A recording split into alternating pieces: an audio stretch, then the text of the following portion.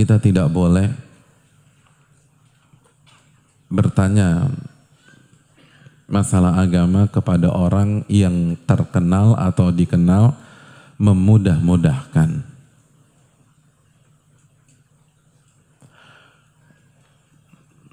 Jadi bukan mengembalikan ke ayat Al-Quran atau hadis Nabi SAW dengan kaedah, bukannya menerapkan surat An-Nisa 59 atau Al-Ma'idah 48, tapi justru sosok tersebut dikenal memilih pendapat-pendapat yang mudah-mudah saja. Para ulama mengatakan tidak boleh bertanya kepada dia. Dalilnya apa? Ijma' para ulama. Di antara dalilnya itu tadi, fa in tanaza'tum fi syai'in farudduhu ila Allah war Rasul. Kembalikan kepada Allah dan Rasulnya, bukan kembalikan ke pendapat yang paling mudah. Bukan. Ijma' nggak boleh.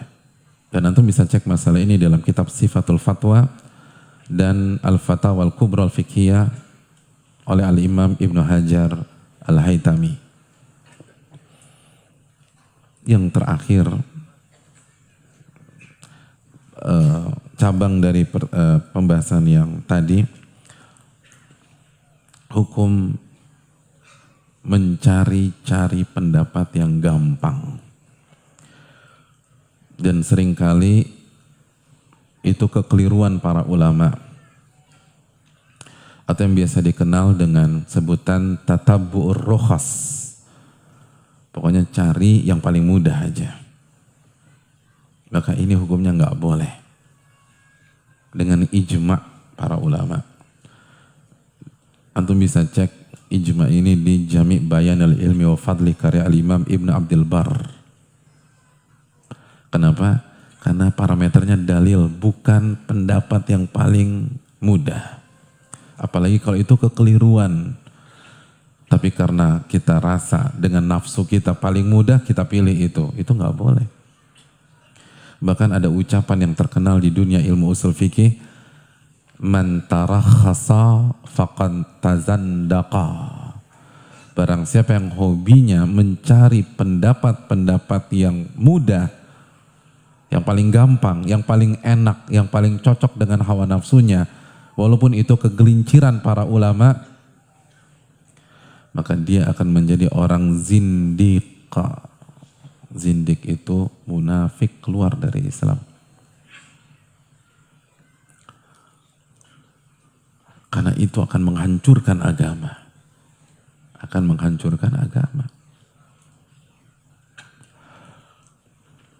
Kok kenapa agama hancur? Contoh aja.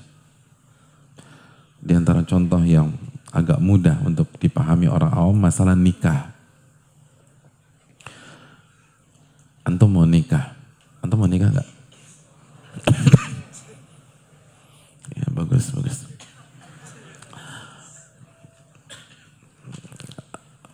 Tapi calon mertua galaknya minta ampun. Bisa nggak ya gue nikah tanpa wali? Nyari buku fikih. Kayaknya ini mazhab Abu Hanifah nih. Wanita boleh menikahkan dirinya.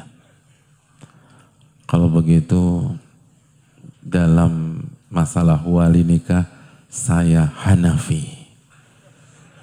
Bagus nih. Ini pendapat yang gue banget. Terus saya tuh mau nikah, nggak mau orang lain tahu, ribet lah, diam-diam aja. Jadi kalau tuh cewek ribet, tinggal gue lepas aja lagi. Buka lagi bab saksi. Buka buku-buku para ulama.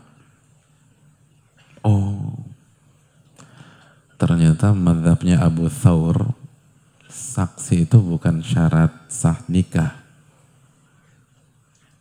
Boleh nikah nggak pakai saksi. Kalau begitu dalam bab saksi saya Thawri. Jadi Hanafi dalam bab wali At-Tauri dalam bab saksi. Yang namanya akad nikah kan serunya pesta ya. Kalau pesta jus korma nggak cocok. Saya pengen khomer. Cari lagi bab khomer. Ternyata sebagian ulama Irak membolehkan khomer yang tidak terbuat dari anggur. Jadi yang haram cuma yang dari anggur aja. Yang selain anggur boleh. Kalau begitu saya mantap sebagian ulama dari Irak. Masya Allah. Terus jadinya apa hadirin? Antum merit tanpa wali, tanpa saksi, terus mabok di sana. Iya, itu tuh. Pokoknya nyari aja yang paling enak deh. Itulah alasan kenapa para ulama mengatakan man tarakhasa faqad tazandaqa. Barang siapa yang kerjaannya cari rukhsah para ulama artinya kegelinciran. Dan biasanya itu yang mudah-mudah. Maka dia akan jadi orang zindik. Dia akan jadi orang zindik. Makanya kita tutup dengan ucapan Ibnu Abbas. Dan ucapan ini terapkan buat kita dulu sebelum yang lain. Wailun lil atba'i min zallatil alim. Celakalah para pengikut jika mereka tetap mengikuti seorang ulama atau gurunya pada saat gurunya itu tergelincir. Jadi celakalah para pengikut kalau mereka tetap ngikutin gurunya, ahli ilmunya, pada saat ulama ahli ilmunya itu tergelincir. Dan riwayat ini disampaikan oleh Khatib Al-Baghdadi dalam kitabnya Al-Faqih Mutafaqih.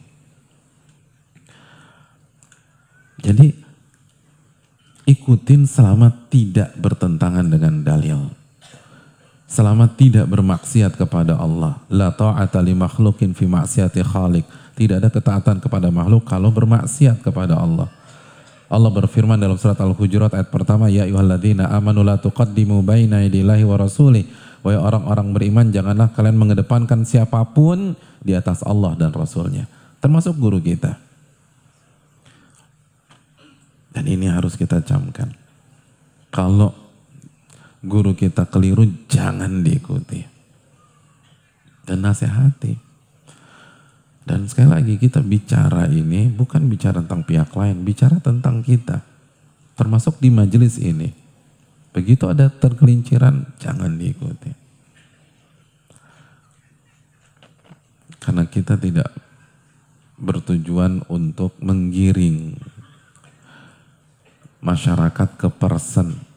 Tujuan dakwah itu menggiring masyarakat ke Allah dan Rasulnya Sallallahu Alaihi Wasallam.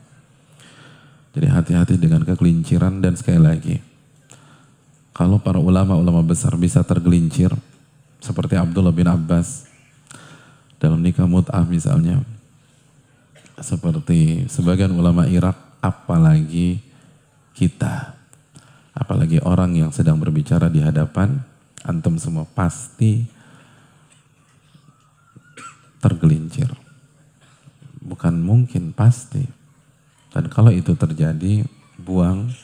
Dan kalau antum punya dalil, tolong disampaikan. Ini yang bisa disampaikan, mohon maaf agak lebih lama, tapi dengan demikian masalah-masalah tentang pertanyaan ini clear, dan semoga ini sedikit menjawab pertanyaan di tengah-tengah banyak di antara kita ketika bingung menghadapi pendapat A, pendapat B, pendapat C, ikut yang mana, terus gimana mencari rujukan dan lain-lain.